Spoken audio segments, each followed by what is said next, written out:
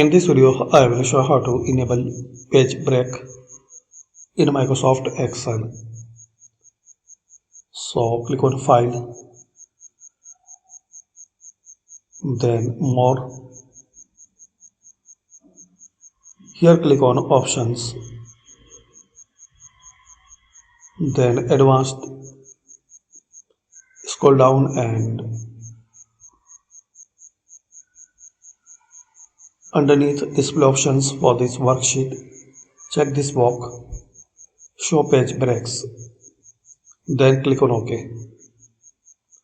So this way you can enable and show page breaks in Microsoft Excel. Thanks for watching.